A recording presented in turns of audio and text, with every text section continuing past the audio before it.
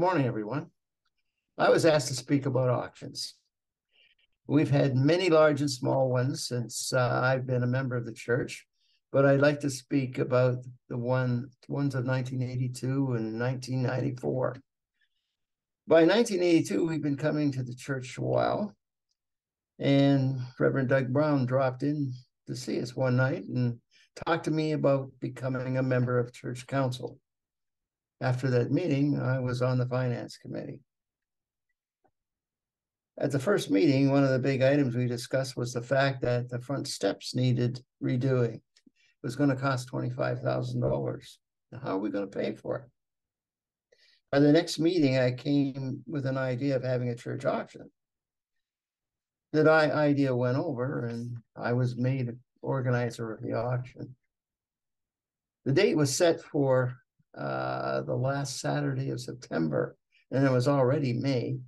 I certainly had lots of things to do. We sent out flyers throughout Swansea, and the scouts delivered them. I made lots of posters, and almost every Sunday I had an announcement at church for the members. The week before the auction, there wasn't much donations in the church basement, and I was beginning to worry about the idea. On the Friday night before the auction, you couldn't move in that room. There were so many donations and so many people. I have to thank Ham and Priscilla McCormick, Elf Savage, Nita Baker, the Brown family, and so many others who helped make this event a solid one. What we did was we thought that we would take the things that were auctionable and put them in the gym, and then set up tables to sell other things and line them up like you'd have a rummage sale. And the women did all of that. And on the Saturday, between 11 and 1 o'clock, they sold those things there. Meanwhile, the rest of us on Saturday morning brought up things up onto the side lawn. And the auction started at 1 o'clock. You couldn't move with the items and the people that were there. We saw Gary Hunt and Don Foster, our auctioneers, sold beds, chairs, lawnmowers, lamps, wagons, etc. There were at least 63 people that I counted on Friday and Saturday from Windermere there helping. And, you know, they sorted, they sold, they moved things around.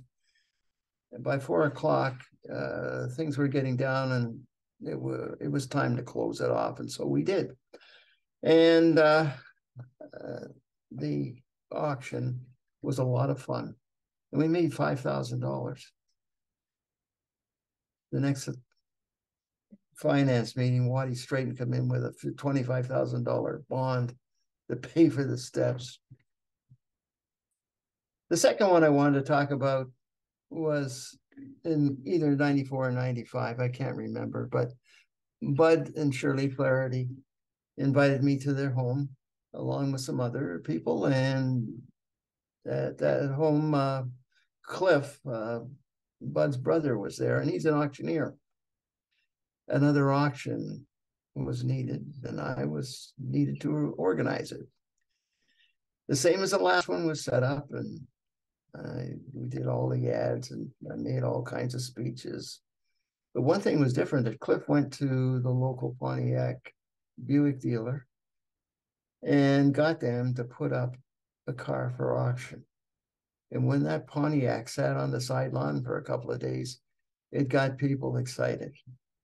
The auction was inside, but Dan Bailey had done a lot of canvassing on Bloor Street, and my brother had an in with the Blue Jays. And we had some excellent stuff for auction.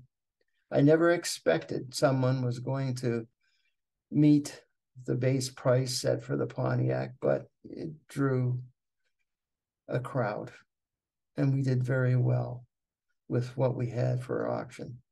We made over $10,000 that day. It was fun, but with a lot of work.